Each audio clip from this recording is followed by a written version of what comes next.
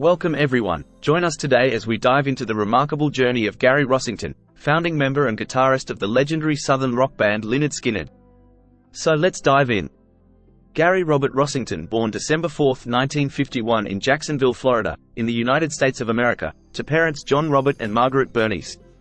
Losing his father at a very young age deeply impacted Rossington, strengthening his bond with his mother, who became his anchor and source of support throughout his life. Rossington's childhood passion for baseball, with dreams of joining the New York Yankees, shifted when he discovered the Beatles and Rolling Stones during his early teenage years. Entranced by their music, Rossington redirected his focus from baseball to pursuing a career in music. Rossington embarked on his musical journey in 1964, scraping together funds from odd jobs like collecting Coke bottles and delivering newspapers. He purchased his first guitar, a Sears Silvertone, for $60. Rossington's passion for guitar ignited through his sister Carol's romance with Lloyd Phillips, lead guitarist of a prominent Jacksonville band. Phillips' virtuosity, particularly his mastery of solos in songs like Louie Louie and You Really Got Me, deeply impressed Rossington. During moments spent waiting for Carol before their dates, Phillips generously shared his guitar expertise with Rossington, laying the groundwork for his own musical journey. In the summer of 1964, fate intervened when Rossington, Ronnie Van Zant, and Bob Burns crossed paths on rival baseball teams. A chance jam session ensued after Burns suffered an injury from a ball hit by Van Zant. Setting up their gear in Burns' carport, they launched into the Rolling Stones' "Time Is on My Side," and were immediately captivated by the sound they created. The spark of musical chemistry ignited, leading to the formation of their band. Bassist Larry Junstrom completed the lineup, and soon after, guitarist Alan Collins was recruited, solidifying their musical brotherhood. Despite initial challenges, including noise complaints from Burns' parents, the band persisted, cycling through various names, including My Backyard, later changed to Conquer the Worm, then the Noble Five, before settling on the 1% by 1968. In 1969, the band underwent a pivotal transformation spurred by Van Zant's quest for a new band name. Frustrated by audience taunts questioning the band's talent with their band name The 1%, they sought a moniker that would redefine their identity. At Burns' suggestion, they settled on Lynyrd Skynyrd, a playful nod to a character from Alan Sherman's song, Hello Mudder Hello Fader, coupled with a cheeky tribute to their strict PE teacher, Lynyrd Skynyrd, known for enforcing the school's strict short hair policy. The distinctive spelling of Lynyrd Skynyrd emerged, solidifying their rebellious spirit and paving the way for their legendary journey in rock history by 1970. Rossington's upbringing in a single-parent household forged a close bond with Ronnie Van Zant, who assumed a fatherly role in his life. Van Zant, 3 years his senior, became a mentor, teaching Rossington and their bandmates fundamental life skills like driving and navigating adolescence. In a testament to their bond, Lacey Van Zant, patriarch of the Van Zant family, intervened on Rossington's behalf at Robert E. Lee High School.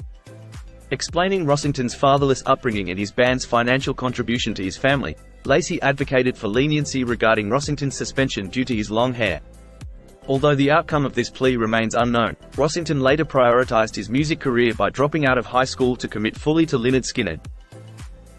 Years of relentless practice and performances paid dividends for Skynyrd as they solidified their sound and reputation. They navigated the circuit of notorious one-night gigs, a rite of passage for aspiring rock stars, eventually catching the attention of manager Alan Walden. Securing a chance to record a demo with Jimmy Johnson in 1970, their early recordings didn't garner significant interest from record labels. The band was offered a contract with Capricorn Records but worried that Skynyrd would forever be under the shadow of the Allman Brothers at the label. The band returned to the daily grind of one-nighters on the Southern Bar circuit. Their breakthrough came in 1973 during a residency at Funachio's in Atlanta, where they were discovered by Al Kooper. With a record deal from MCA subsidiary Sounds of the South, they teamed up with Cooper to produce their debut album, pronounced Lynyrd Skynyrd. The album marked the beginning of their ascent to fame, featuring iconic tracks like Gimme 3 Steps, Simple Man, and the legendary guitar anthem, Freebird. Rossington's iconic guitar and instrument of choice was a 1959 Gibson Les Paul, acquired from a woman whose boyfriend had left her along with his instrument. Naming it Bernice, after his beloved mother, Gary formed a deep bond with the guitar. Alongside the Les Paul, he also utilized several Gibson SGs, leading to the later release of a signature model, the Gary Rossington SG, Les Paul, by Gibson's custom shop. Throughout his career, he favored Marshall and PV amplifiers to complement his powerful sound. Following their chart-topping success with hits like Sweet Home Alabama, Saturday Night Special, Gimme Back My Bullets, What's Your Name, and That Smell. Lynyrd Skynyrd's journey was studded with gold and platinum albums. Their unforgettable performances became legendary over the years, from opening for The Who to electrifying audiences across Europe. The iconic Torture Tour of 1975, marked by the addition of guitarist Steve Gaines, and the acclaimed live album, One More from the Road, captured the essence of Skynyrd's powerful stage presence. Their historic performance at the Knebworth Fair in '76 further solidified their status as rock icons. In 1976, Rossington and fellow Lynyrd Skynyrd guitarist Alan Collins were both involved in separate car accidents in their hometown of Jacksonville.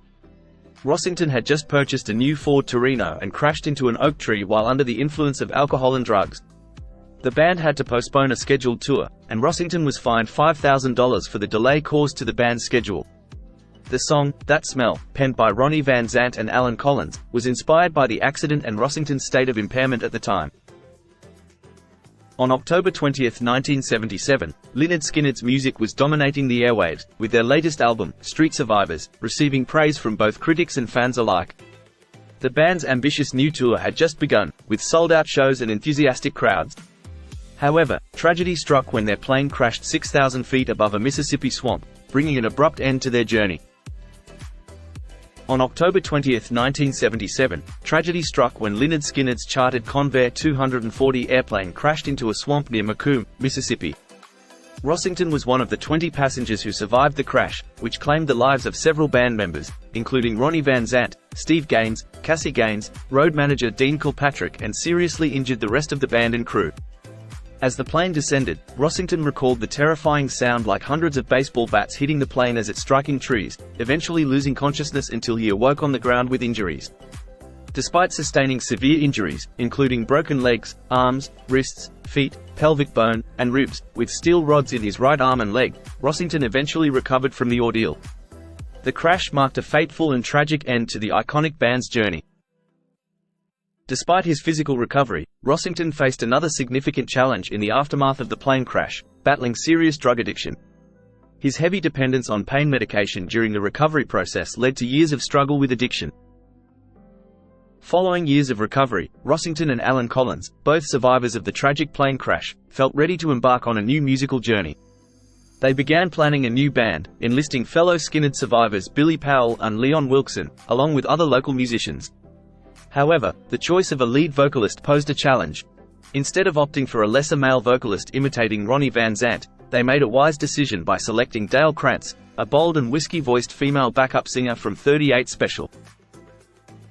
The Rossington-Collins Band burst onto the scene in 1980 with their debut album, Anytime, Anyplace, Anywhere. Fueled by hits like Get Away and Don't Misunderstand Me, the album soared to success, selling over 1 million copies and drawing enthusiastic, sold-out crowds on tour.